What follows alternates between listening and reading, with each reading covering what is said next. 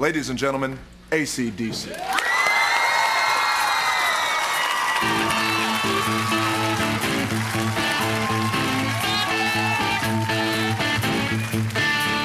Well, I was out on the drive on a bit of a trip, looking for thrills to give me some kicks. Now I want you ladies, I shoot from the hip. I was born with a stiff upper lip. Looking down in the hell, right bad in the line. And I'm digging down, and I'm about your thing.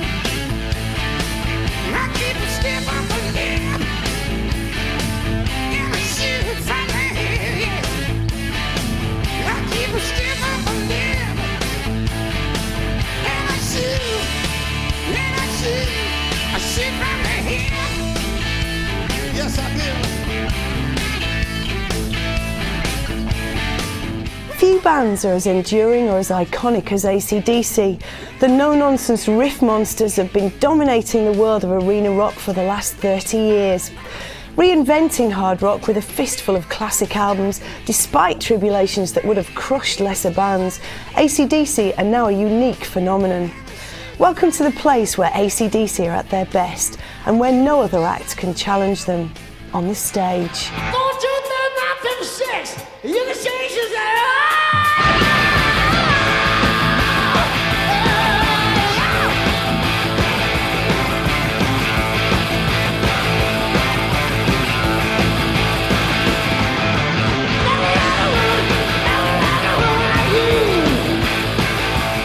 You go and see AC/DC, you'll see a big rock show, you'll hear loads of classic songs, hugely powerful, hugely heavy, armour-plated live music. The music was written to be played live, unlike most bands who work hard to create the best possible album they can and then worry about how the hell they're going to reproduce this live. With AC/DC, it almost seems as if the albums are just tokens to keep the live work going rather than the other way round. Those songs sound as good live as they do on the album. They continue to do so. They've always been first and foremost a live band. They've been about entertaining audiences, about taking it out on the road and just going crazy.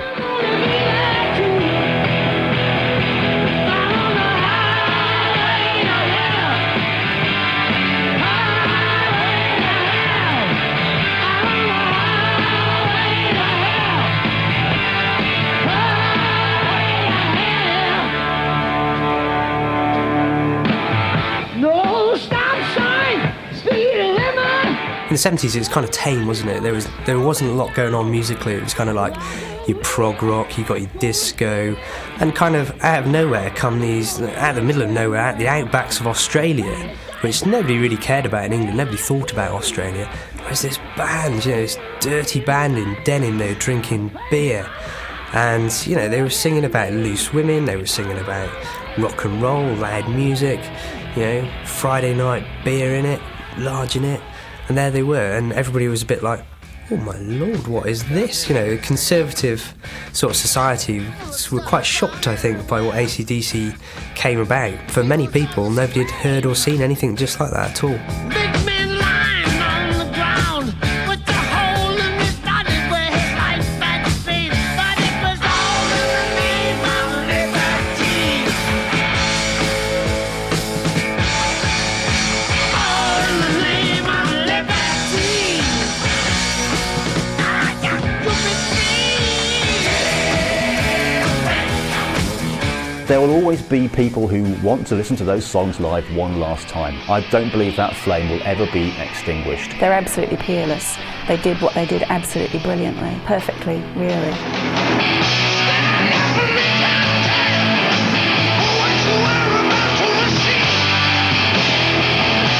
Just living.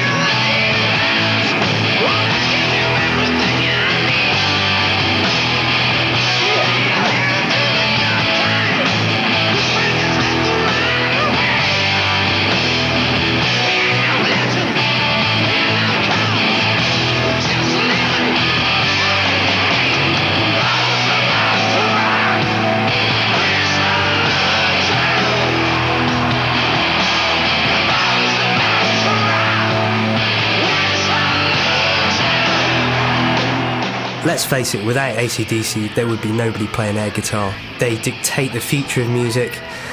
They are rock and roll. They are a much-needed rock band, and they're just as relevant now than they ever have been. And I, for certainly one, will go and see them every time.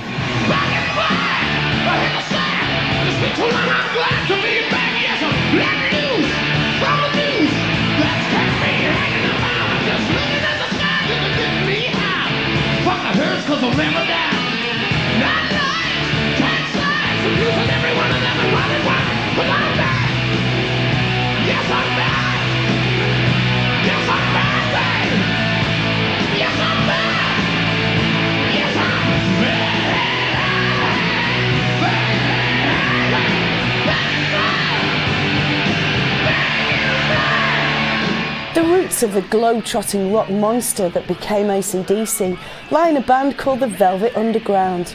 Not the famous American art rock ensemble, this Velvet Underground was a group formed in Sydney, Australia in the early 1970s by a guitarist called Malcolm Young.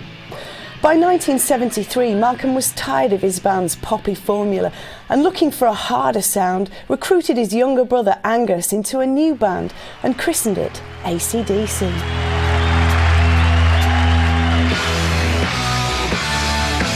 Because I used to play in school in bands and things, or with a few friends.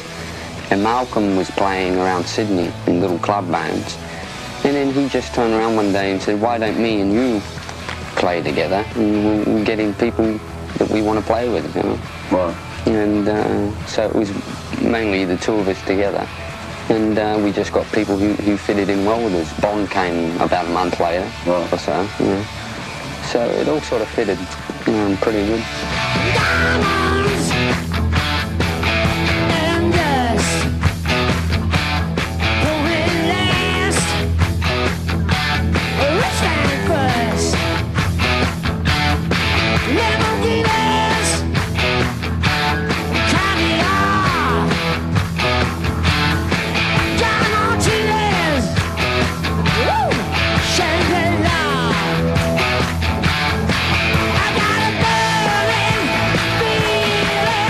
Angus was a phenomenal guitarist despite his tender years, rehearsing with the band after school while still dressed in his uniform of shorts and a tie. His sister suggested that he wear the outfit for gigs as it was a distinctive, if slightly unusual look, and the trademark image of AC/DC was born. Even today, with Angus well into his 50s, the school uniform is still a key part of the band's charm. Well, that was from the first go. Yeah. Yeah, my sister came up with that. What did you think about it? I thought it was, well, at the time I thought, what's this, you know? But then when I thought about it, and I thought, well, because Malcolm said to me, you know, we don't want to be in a, you know, just put an old run-of-the-mill band together, you know, a band that's just going to sort of have nothing with it, you know. So he said, it would be good if, you know, it'd be a good idea. You know? So I said, he always picked me being the smaller one and said, right, you have a go of it.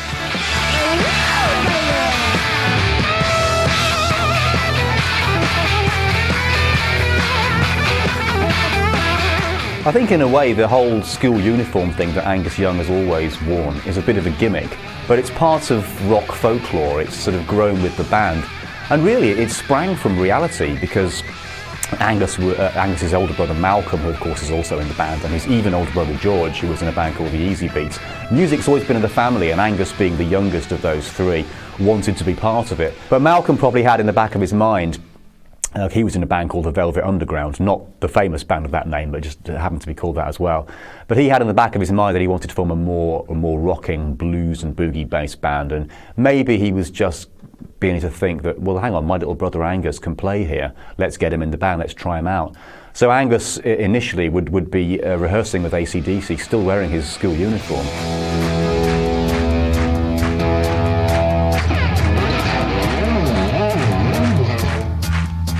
A school uniform is ludicrous. I mean, in rock and roll terms, anybody wearing a school uniform is ludicrous.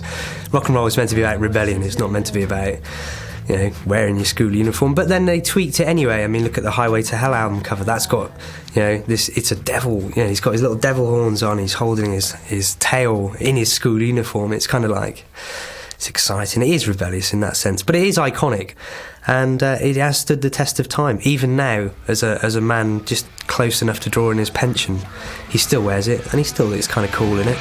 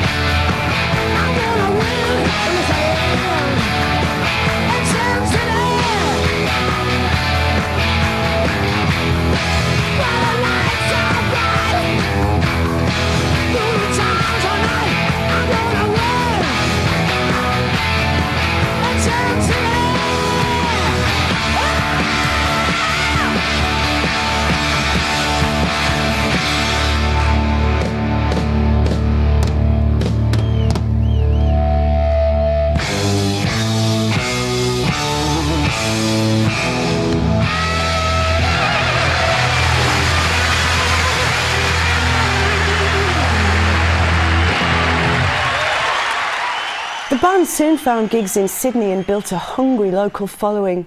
The group's first singer, Dave Evans, provided vocals to their debut single, Can I Sit Next to You?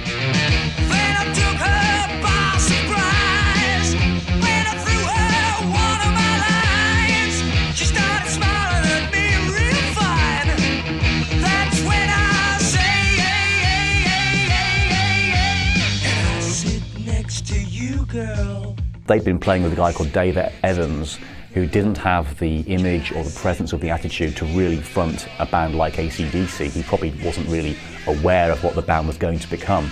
It was only when Bon Scott joined that the band the sound that we've come to know as AC/DC became what it is. He was absolutely integral to it. Until this guy came up and stood by her side. A move to Melbourne in 1974 led to a shake-up in the band. Singer Evans left after a dispute at a concert and was replaced by their driver, Bon Scott. Scott, a man with feral on-stage presence and a voice that could melt loudspeakers, was the ultimate frontman, living a genuinely rock and roll lifestyle and injecting the band's songs with tales of his own outrageous antics. Bon Scott was a brilliant front person, quite feminine and feline for all of his sort of butch masculine vocal prowess. If you watch his performance, he's very lean, but he moves in quite a kind of feline way, which is a really nice counterpoint to Angus sort of doing his comedy duck walking across the stage. He wasn't a particularly mesmeric performer physically, but his voice was just incredibly commanding, and I think that's what makes him a dynamic performer.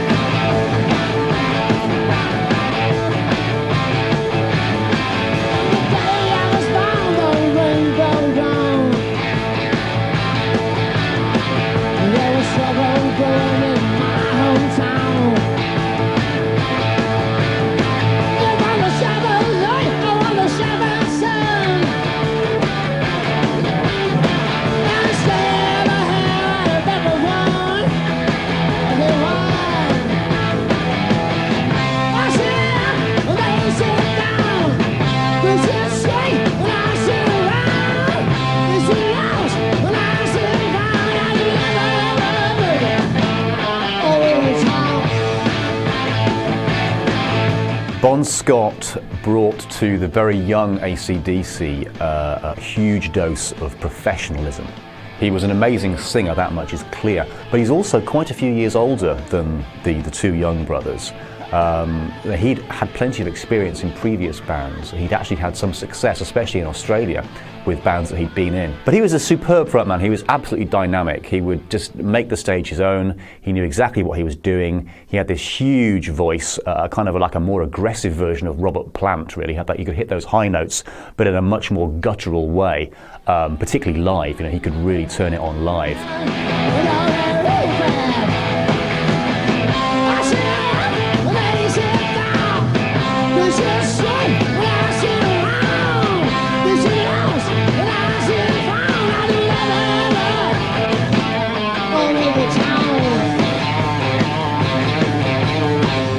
Bon Scott was probably the first iconic rock and roll frontman born of the 70s. I mean, there's this chap, he's got his tight denim jeans on with his stick of broccoli down the front. He's got tattoos up his arms, big hairy chest, which, you know, the ladies liked in the 70s, and a very cheeky kind of know-it-all smile and a look in the eye.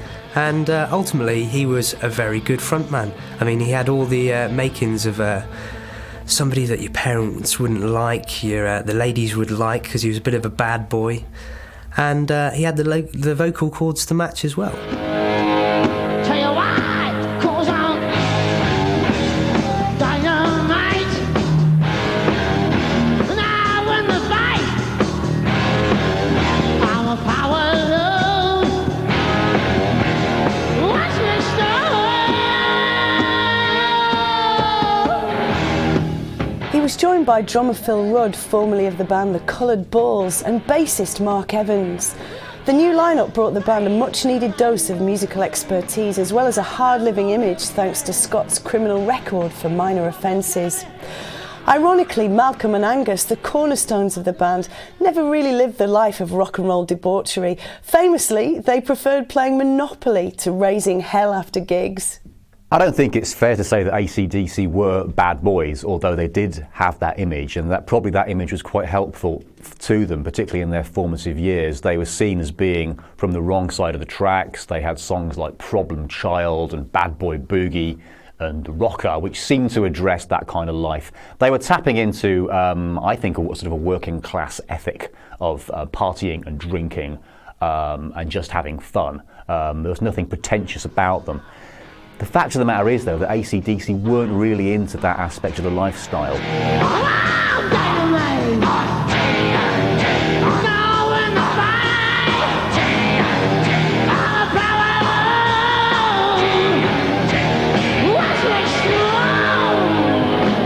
Once the new band was established, AC/DC built a loyal Australian following on the back of two Australia-only albums, High Voltage and TNT, released in '74 and '75. A British and American tour followed the international release of a compilation from both albums, confusingly also titled High Voltage. AC/DC were rapidly gaining a reputation for bad boy antics, largely thanks to their songs about loose women and loud music. This paved the way for the 1977 album Let There Be Rock, the first real AC/DC classic, and also the first to feature new bassist Cliff Williams.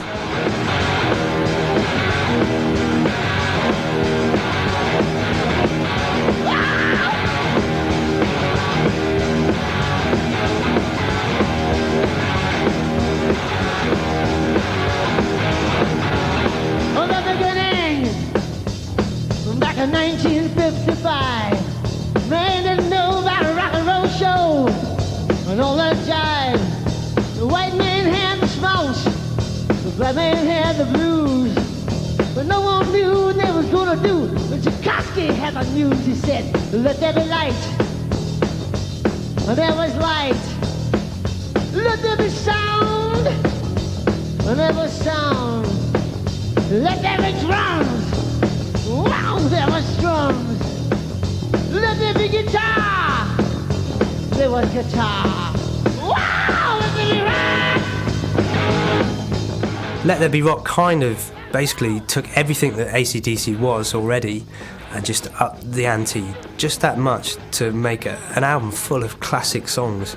I mean, the first song on there, Go Down, It's a classic. The lyrics are hilarious, really. Bon Scott talking about getting blowjobs from ladies and who's good at licking his stick. You know, it's hilarious, really. Quite how PC it is, I'm not sure, but people thought it was quite cheeky, I suppose, and the way Bon Scott delivered it was quite cheeky as well. I mean, it wasn't uppity. It didn't get people's backs up. It was slick, really. Bon Scott was having much more of an influence in the band. His lyrics, his personal stories were coming in.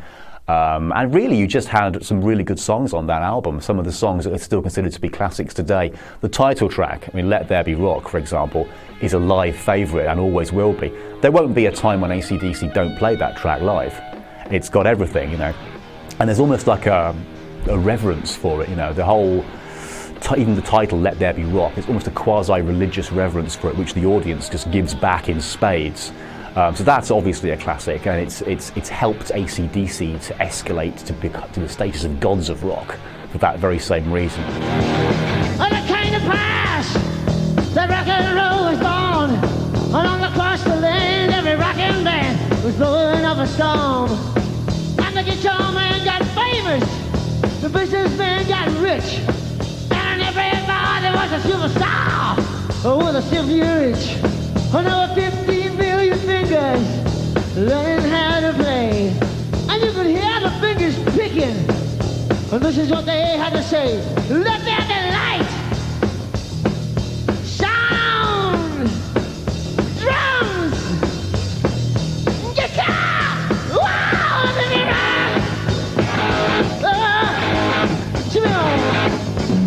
Probably the most exciting and the best song on that album is the closing track, Whole Lotta Rosie. That is a track inspired again by one of Bon's lady friends on the larger side, and that song is a classic. I mean, it's 30 years old, and it is still played to death throughout the world. Whole Lotta Rosie is the ultimate song. It's got the ultimate riff in as well, AC/DC riff. Angus, you know, millions of audiences all around the world hear that riff and they know what to do, and that song is probably one of the classics on that album. I want your story about the one I know. When they come to making love, Rosie steals the show. She knows I'm different. I think the thing about AC/DC is the fact that and it might sound like a cliche, but they play the kind of music that transgresses age and gender and social mores, and I think that's a reason for their longevity. And arguably, of course, some of their, well, more than some, a large number of their songs are extremely dodgy. But it's really hard to deny the kind of plain rocking good time power of songs like Whole Lotta Rosie. And I think that with the sort of hindsight, with the benefit of hindsight, those songs are a lot less offensive than even they might possibly have been at the time.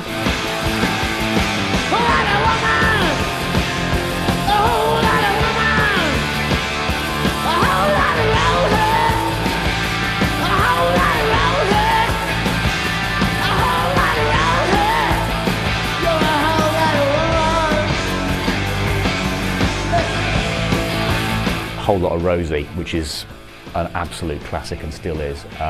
Enormous riffs from Angus Young, bravura vocal performance from Bon Scott. Again, they'll never stop playing that track. Yeah, it was just the moment when it all came together for AC/DC, and it launched them down the runway, shall we say.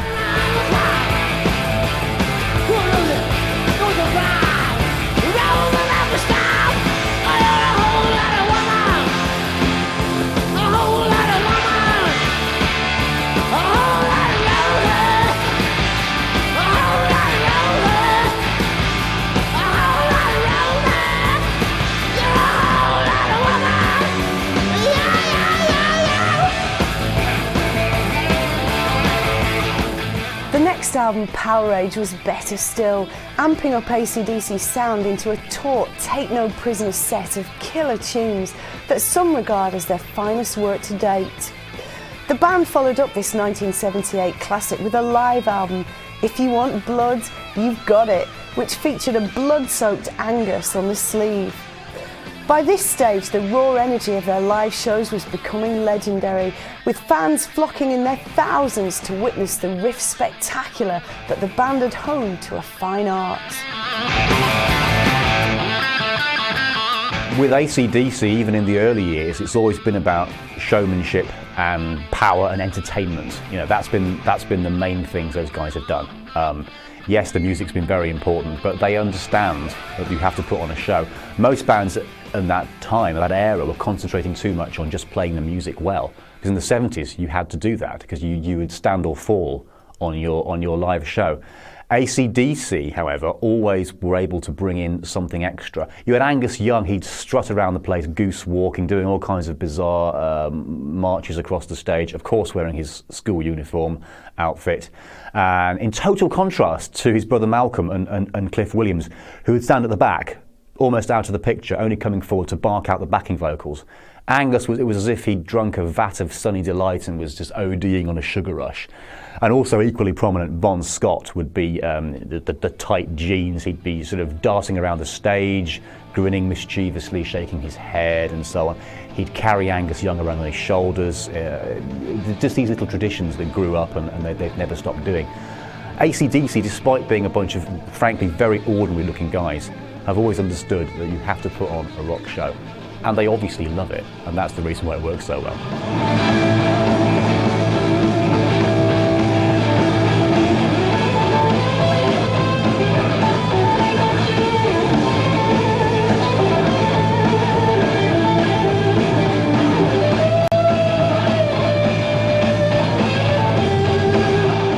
I mean, watching AC/DC live has always been and always will be a phenomenal experience. It is a real entertainment. Before AC/DC and all through the 70s and stuff, there was this prog rock thing and disco music, and it was a very separate thing. There was a separation between the audience and the band and the musicians.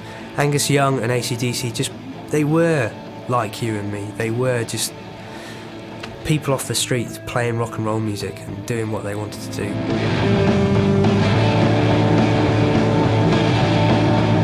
I think the thing that distinguished AC/DC from a lot of other acts of sort of their peers, and it is the fact that the scene they came from was the pub circuit in Australia, which is a very sort of spit and sawdust, hard-working, you earn your stripes kind of scene. Also the nature of the audiences that they would have been playing to on Australia as they worked their way to the top before they became a mega stadium-sized act. I think it's reflected in the completely sort of unabashed, sweaty physicality of their performance. There's no barrier, there's no sort of psychological barrier, or very, very small one, between the band on stage and the audience. They're not posturing, they're not preening, they're not the peacocks, they're a bunch of sweaty blokes rocking and rolling.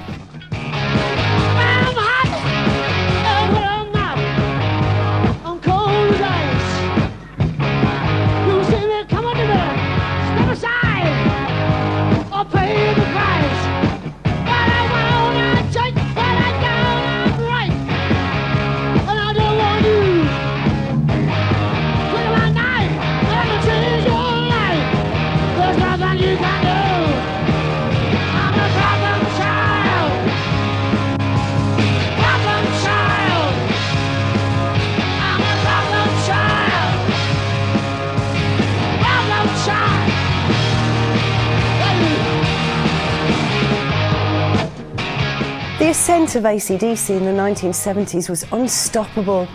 By now, Malcolm Young, the chief songwriter, had honed a formula which was simple and devastatingly effective. The best AC/DC songs from those far-off days consisted of a solid riff played in unison by two guitars and bass, and a simple but rock-hard drum pattern. To avoid complete overkill, Scott's vocals and Angus's lead guitar solos were distinctive and catchy, making the end product simply unforgettable. The beauty of AC/DC's music is its simplicity. I mean, basically it's rock and roll with a bit of boogie, whatever you want to call it. Guaranteed 3 chords, no more. Basic but hard rocking beats with vocals over the top, be it Bon's or Brian Johnson's. and some tremendous guitar work by Angus Young on top of it all.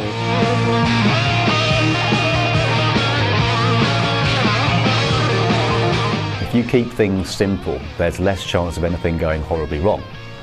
And that's basically what they've done for the last 30 years. But the way they play the guitars is simple, but it's so loud. There's so much power and volume in what they're actually putting out that it requires your singer, be it Bon Scott or Brian Johnson, to absolutely hollow their guts out.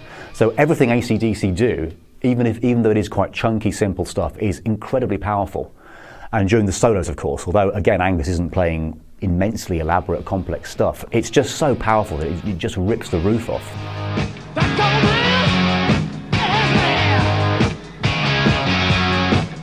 I think a lot of people overlook the melodicism of AC/DC songs as well, which was a kind of softening, a way of softening the songs, a way of making sure that they didn't have just bludgeoning power and nothing else. So they're extremely melodic with almost a pop sensibility, as well as rocking very hard and being riff heavy, and allowing Angus a lot of room to play around.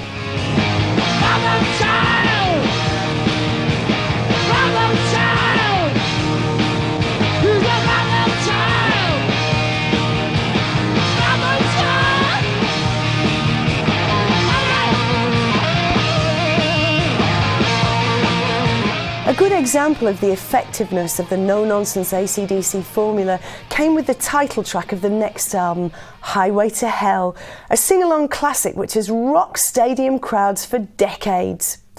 Bon Scott was at the peak of his form, and the record made number 17 in America, a key breakthrough in that important but fickle rock market. It's a revealing sign of the impact of AC/DC that they could sell so many albums at a time when punk and disco were at their commercial peak.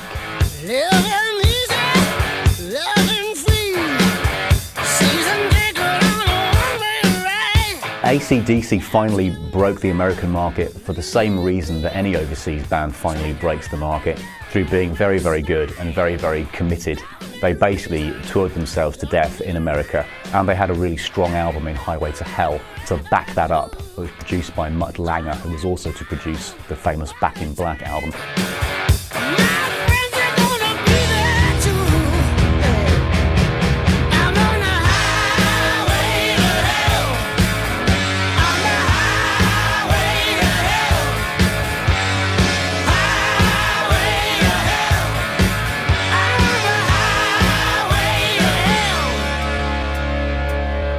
Highway to Hell for me is one of my favourite albums. I always remember as a kid seeing the album cover with Angus Young with his little devil horns holding his devil's tail between his legs on the front of the cover and thinking, oh my lord, is this man the Antichrist or something? And as a small kid I was kind of shocked and horrified, and also quite intrigued about what this album was all about. I remember buying it, and it's got some good tracks on, Beating Around the Bush. Highway to Hell, the actual track itself, is a massive favourite still to this day. I mean, that came out in 78, and it's a fantastic song. It's a very anthemic song, which is one of AC/DC's good qualities. They've got a good chorus that you can sing along to, you can punch in the air to.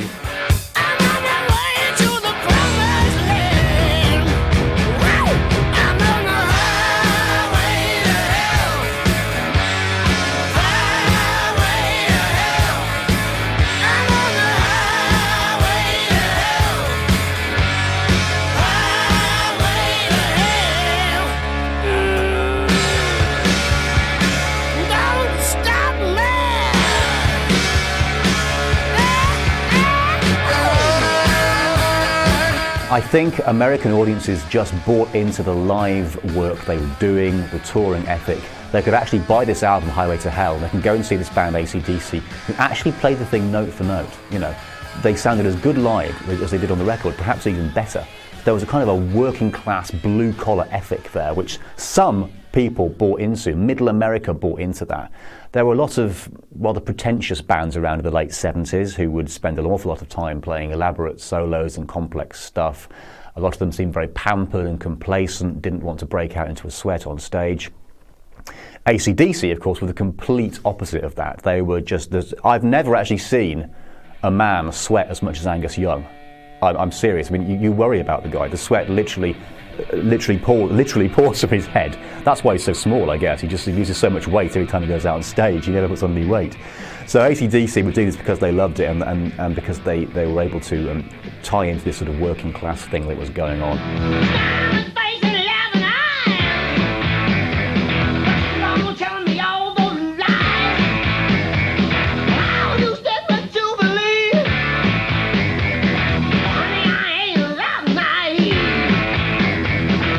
America is born on a country where if you work hard, you reap the rewards, and people are glad that you have. You know, they're glad that you've become successful. AC/DC went out there, they toured their asses off, and their basic rock and roll songs captured the hearts of everybody in America, and they sold a lot of millions of records over there. Beating around the bush.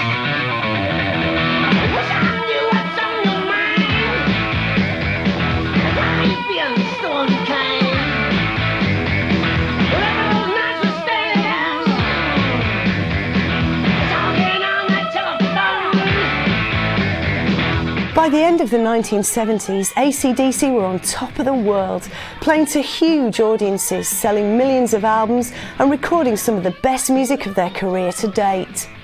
However, their world was shattered on February the 20th, 1980, when Bon Scott suddenly died. Official reports stated that he'd drunk himself to death, but some uncertainty still surrounds the tragic events to this day. Few fans were surprised at the manner of Scott's passing, as he was infamous for his debauched lifestyle, but all were shocked at the event. Bon Scott died under the mysterious, dubious circumstances of too much alcohol thrown in a car to sleep it off, and ultimately he died on his own vomit. And then somebody found him in the morning. It's very sad, very tragic, almost expected for somebody who had such a hedonistic rock and roll lifestyle, you know, known for his drinking and love of it. But it's always the tragic end, isn't it, when somebody dies prematurely.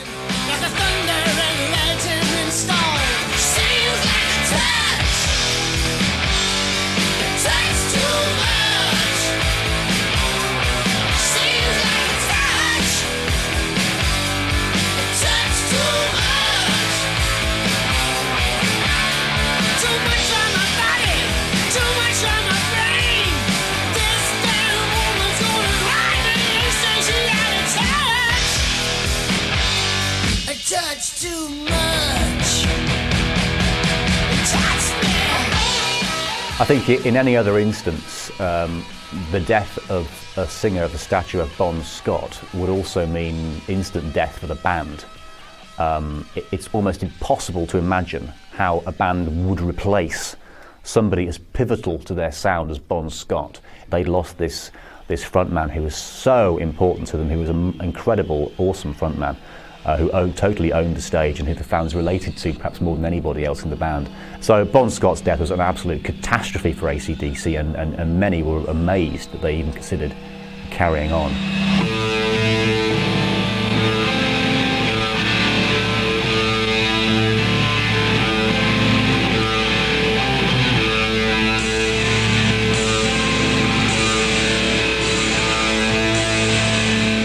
I think there's always going to be a terrible moment of will they still manage it when a very high-profile, strong front person, or indeed any member of the band, passes away.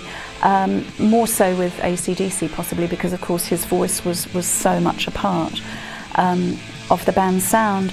But I think it's hard to imagine that the band could have done better than hire Brian Johnson. I mean, I know at the time there was a lot of he will never be as good. In fact, he was just as good vocally, a less commanding front person live, but vocally absolutely 100%, 110% replacement fine.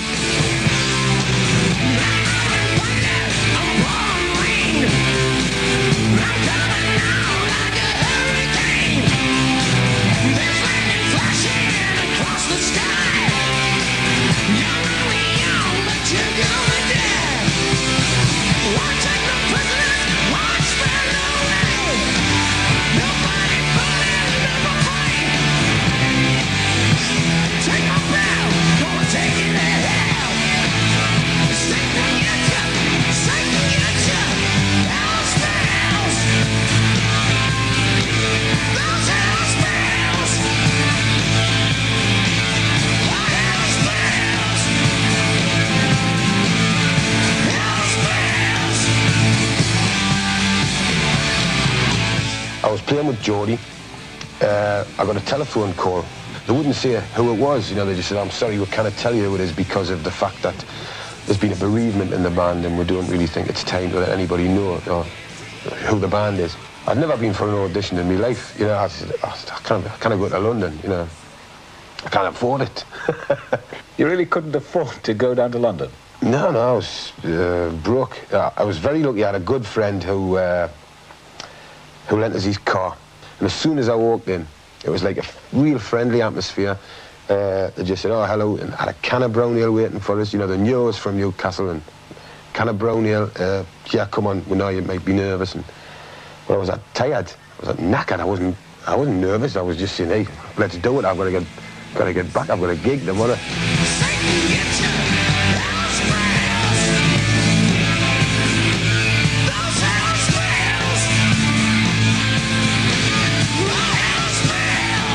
Well, Bon Scott and Brian Johnson are kind of similar. They're kind of worlds apart as well. I mean, Brian Johnson was from as a Geordie. I mean, he comes along in his little vest and his flat top, and he hasn't changed for the last 20-odd years. I mean, he's got more of a shrill to his voice that Bon Scott had. Bon Scott was a bit more creamy, a bit more soulful. Still not the best singer in the world, quite raspy. And Brian Johnson kind of just extenuated that raspiness and slightly shrilly, which also came across in his live show as well. Live, if you look at the two, Bon was always upright, kind of swaggered around like he owned the stage, whereas Brian Johnson comes along, he's a bit squat and kind of just hunches up a little bit more and relies more on looking down when he screams a lot more, which is kind of interesting. You know, it's like the confidence of Bon on one hand. So, you know, Brian Johnson is confident but just takes it in a different direction. To say he's a singer would be wrong. You know, the guy squeals, he squawks, and somehow managed to reaches some notes that resemble tunes.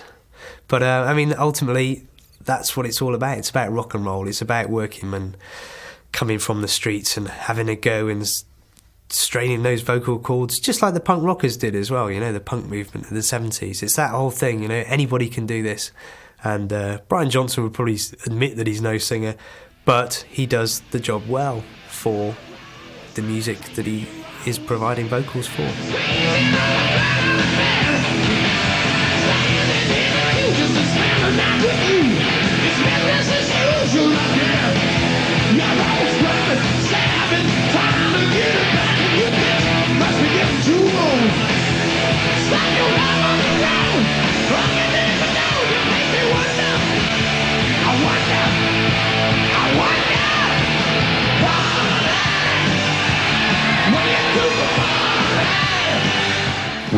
We did an album.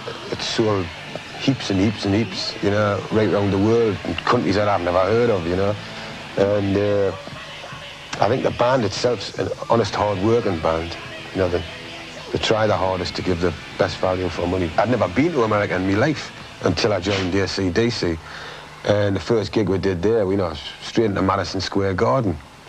And you know, just before I went on stage, I promptly got thrown out by the security, wondering what a bum like me was doing, hanging around Madison Square Garden. I mean, it was sold out, it was packed, and I couldn't get back in. So one of the chauffeurs who took me there spotted us, and he put us in the back of the limo, and he drove us back in again.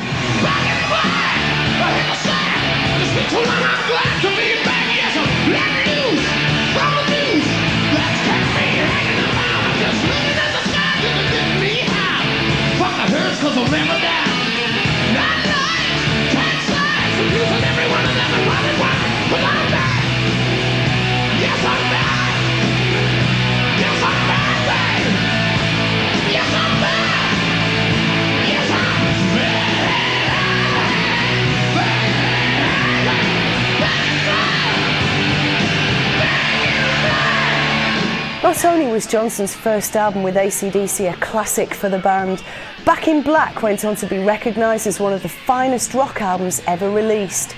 It subsequently sold over 10 million copies in America alone, A vast achievement which points directly at the excellence of the songs, such as the title track and the all-time classic anthem, You Shook Me All Night Long.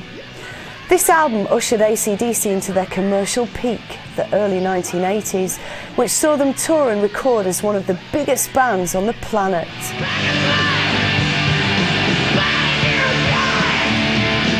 If you were to only be able to buy one AC/DC album, Back in Black would definitely be the one to buy.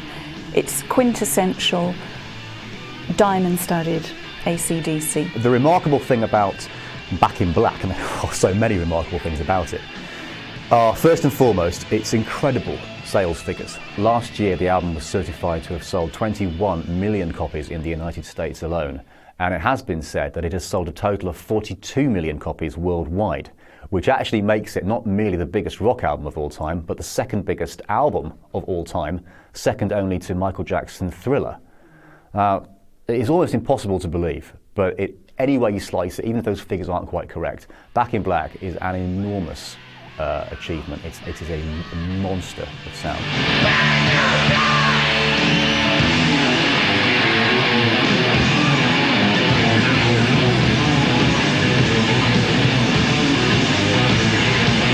The production of Mutt Lange was hugely important to them, plus their songwriting was bang on.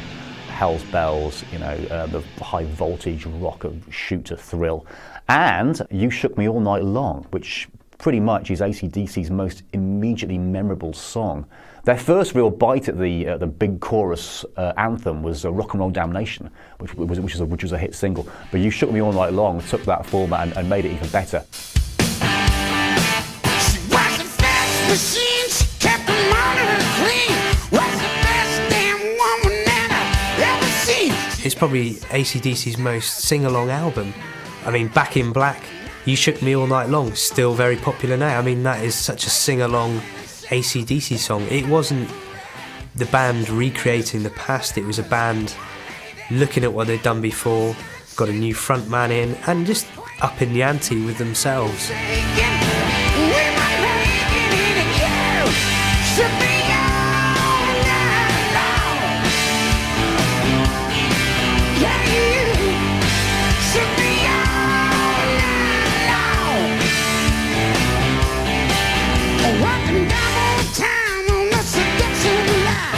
AC/DC maintained the incredible momentum they gained from Back in Black for 3 years, releasing the excellent For Those About to Rock, We Salute You, which was #1 in America. For Those About to Rock, which was the second album featuring Brian Johnson, and as a title track, it's an anthem that still you can celebrate now. I mean, it's got cannon fire in the middle of it, which is great live because they play that song live. And you know, for those about to rock, fire. I just whacked the microphone, sorry. Stand up with me, counting for what you are about to receive. We're the dealers, gonna give you everything you need. Hail to the good time, 'cause rock is never right away. Legend, we no cause, we're just living for the day when those about to rock, we salute you. When those about to rock, we salute you. We're rocking on the front line. In rock and roll, it's always an extremely fine line between humour and parody. And I think AC/DC just understand where that line is.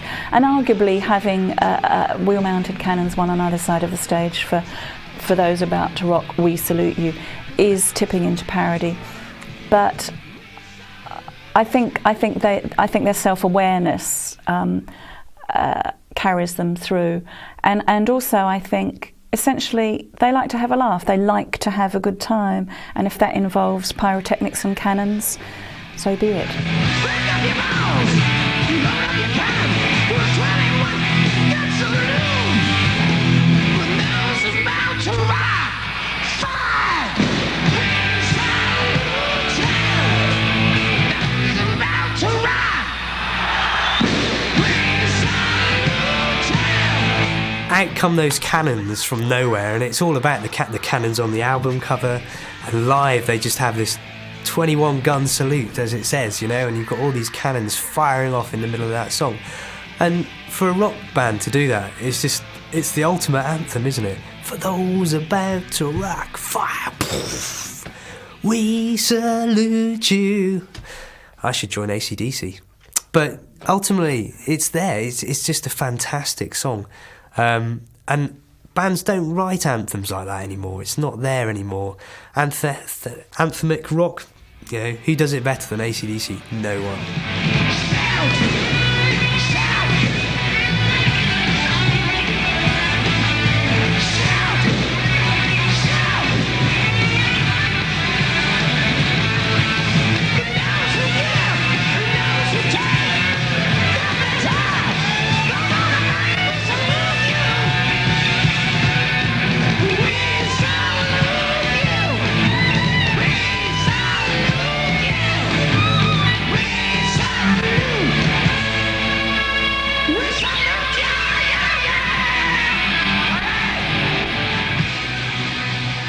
Replacing drummer Rudd with Simon Wright, they then recorded Flicker the Switch, releasing it in 1983.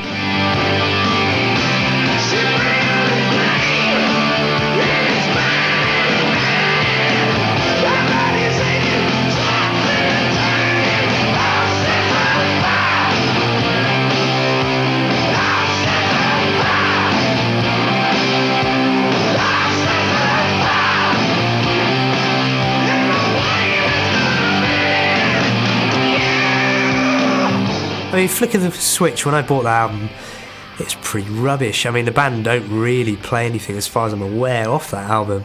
I mean, Bedlam in Belgium, what were they on about? You know, it's just like a rubbish album. I mean, the sleeve was all white, it had a little Angus flicking a switch, and I remember it being embossed, and it was quite exciting because it was an embossed album sleeve. But I mean, the embossedness of the album was probably the most exciting thing of that record.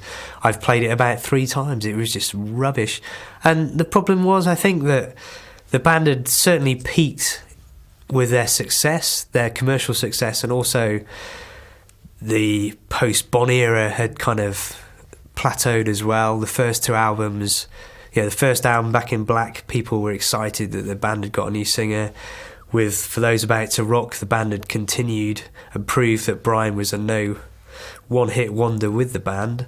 But by the time Flicker the Switch came, it was a bit, didn't really... This song sang about rubbish things. It wasn't very interesting.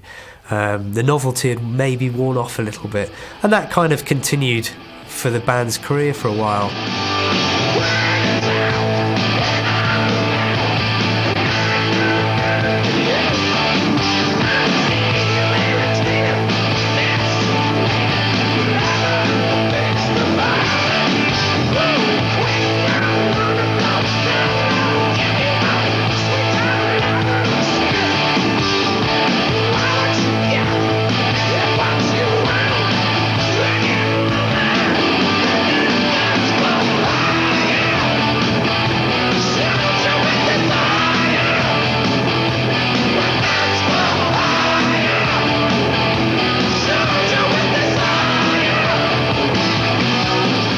Certainly during the mid to late 80s, AC/DC's album sales declined drastically. However, all things should be put into context. Every album they've released has sold at least 1 million copies.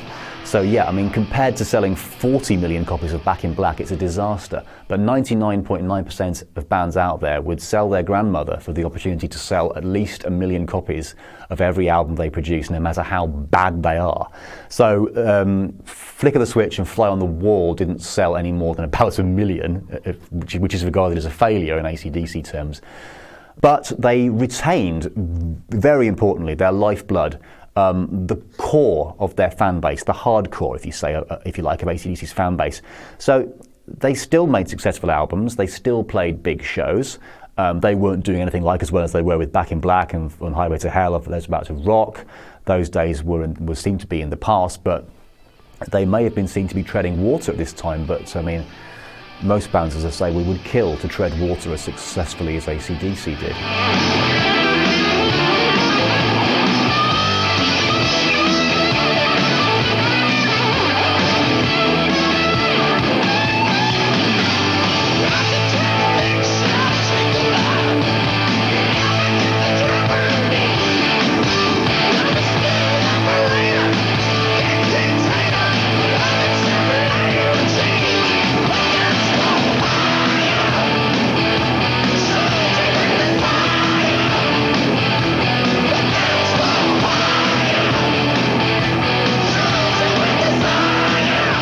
And so a long period of creative hiatus followed for Malcolm Young and his troops.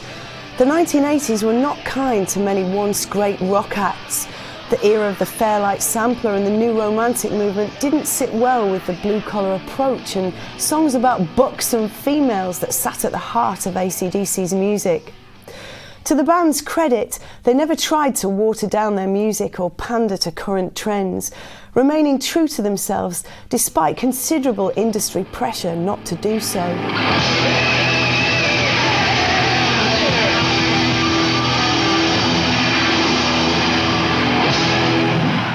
I think any band that has reached that sort of those sort of dizzying heights, enjoying a #1 album in America at a time when you're running counter to the tempo of the times, really, and your music is really quite Neanderthal in comparison, and you haven't absorbed any new technology at all. You haven't employed syndrums or synthesizers or any of the other things that were happening in technology at the time. You're bound to, if not suffer from a dip in fortunes, stasis is going to set in. You're not going to be able to add any. You're not going to be able to increase your audience. The best you can do is make.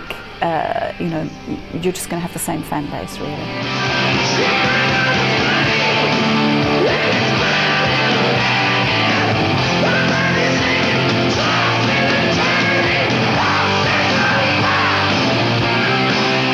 Sex, drugs and rock and roll, that's what AC/DC are. And it almost became a bit passé towards that sort of middle 80s ground. It was a bit passé to sing about sex, drugs and rock and roll. They'd exhausted the canons and the whole anthem rock. You know, it had all hit a head, I think.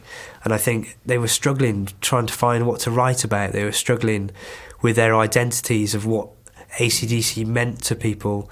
I mean, rock music was going through changes, music was going through changes, there was new bands coming out, new technologies, and people just were a bit unexcited about this band with a man in his school uniform. It had just become passé and a bit boring. AC/DC's sound has changed over the years, although I think it should be stated their sound hasn't changed anything like as much as some bands have. But inevitably, you lose someone as important as Bon Scott, it's never going to be exactly the same again. And I don't just mean because of the sound of the vocals. Brian Johnson doesn't sound anything like Bon Scott vocally, but it's more than just that.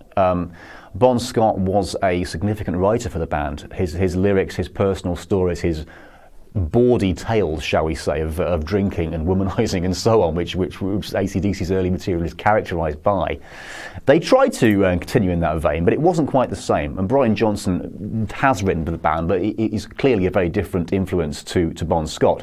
And indeed, there was a couple of albums in which Brian Johnson didn't contribute anything at all because he was off doing other things. And the Youngs, Angus and Malcolm, became more and more of the prevailing influence, shall we say. It was no longer a partnership between them and Bon Scott. This was Angus and Malcolm Young's band, end of. To the point at which they started to produce their own albums.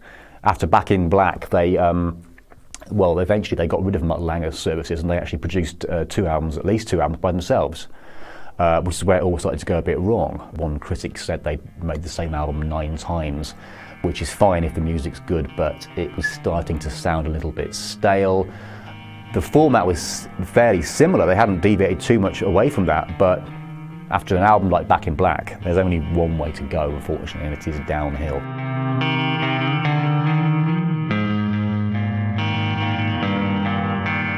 In 1990, a new appreciation of rock music began to make itself felt. Fans were beginning to look back at icons of years gone by, and AC/DC capitalised on this by releasing their best album in years, The Razor's Edge. AC/DC scored a significant coup in 1995 when renowned producer Rick Rubin worked with them on a new album, Ball Breaker. More tours followed, and AC/DC's most recent album, Stiff Upper Lip, was a success in the year 2000. Well, I was out on the drive on a bit of a trip, looking for thrills to give me some kicks. Now I want you ladies, I shoot from the hip. I was born with a stiff upper lip. Lock it down in hell, right bad everything.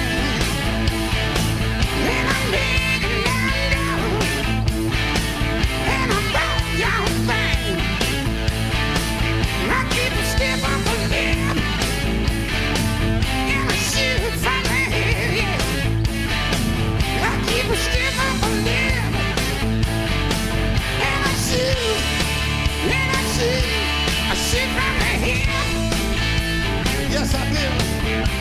In relatively recent years, AC/DC's output has slowed down dramatically, to the point at which their last album was actually released in 2000, which now seems a very long time ago.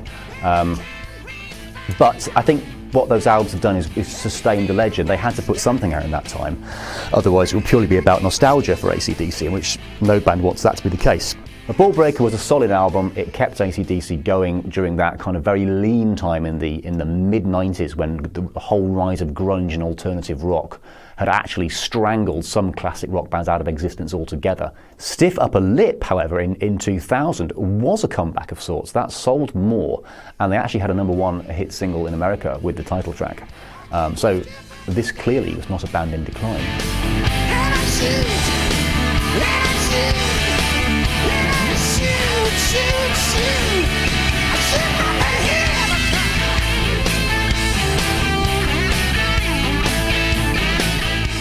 Stiff Upper Lip came out in 2000, and you know, by then it was kind of like, oh great, a new AC/DC album, but it's pretty much like the old one, you know, the other ones that they've just done before that. Most people don't really know, and it's only the diehards that will go and listen to it, but they're hardly memorable songs.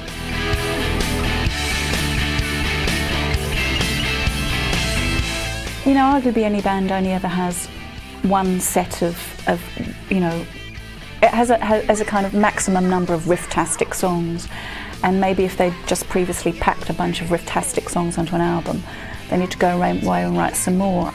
But they're a live draw, essentially. They put on an amazing show, and there are a lot of bands like that. You could say the same thing about Van Halen in the, you know, as well, for example. You're not going to buy their records, but you might well be drawn to go and see them live for the experience. It's extraordinary.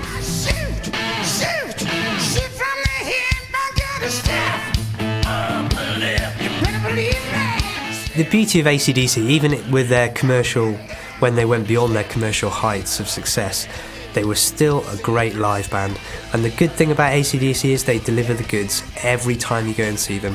You want to see a show, you want to see Angus, you know what to expect with AC/DC. It's like you go to the pub and you expect a good pint, you know what you're going to get with AC/DC. You know that you're going to get a whole lot of Rosie. You'll know you'll get all your classics. Even if you know, we can forgive them for a few Duff records. We can forgive any band for a few Duff records, as long as they don't play too many of those songs live. You go and see AC/DC live, and you will get a good show. And that's what kept the band going. They became, okay, well, the albums aren't great, but we know that they're good live, and we'll still go and see them live, and they will still be totally on the ball.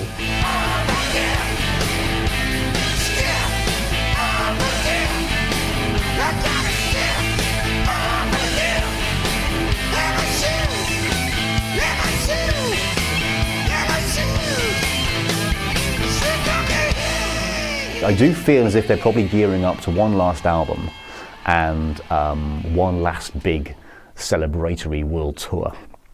That said, rock and roll has a habit of getting into your blood, and it may well be that these guys just genetically are incapable of actually going into retirement or understanding the meaning of that. They clearly still love what they do. They don't want to stop. They just want to make this next album as good as it can possibly be. Maybe the only thing that will stop AC/DC now is old age and infirmity, proving the old adage that it really is a long way to the top if you want to rock and roll.